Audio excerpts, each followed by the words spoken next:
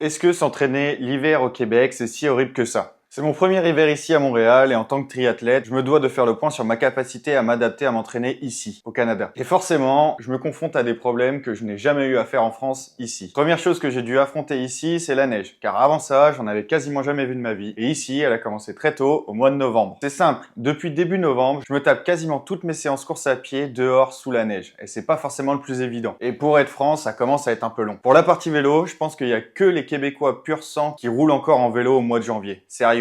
Faut être complètement cinglé pour rouler sous moins 20 degrés. Sans parler des risques de chute. Ma solution, elle a été simple. J'ai acheté un home trainer et je resterai dessus jusqu'au printemps. Pour nager, en principe, il n'y a pas de changement. Mais ici, pour trouver une piscine ouverte, c'est pas forcément le plus évident. Et en plus, quand elles sont ouvertes, c'est souvent sur des créneaux de 1 heure. Alors je te laisse imaginer le monde qu'il y a dans les couloirs. Il y a quand même un point positif, c'est que la plupart des piscines ici sont gratuites. En arrivant ici, c'est comme si j'avais mis le jeu en difficulté maximum. Chaque entraînement, c'est une galère. En termes de logistique, il y a toujours quelque chose à prévoir en avance, prévoir le temps ou la façon de se déplacer. Et j'espère que quand le soleil va revenir, tout ça, ça va payer.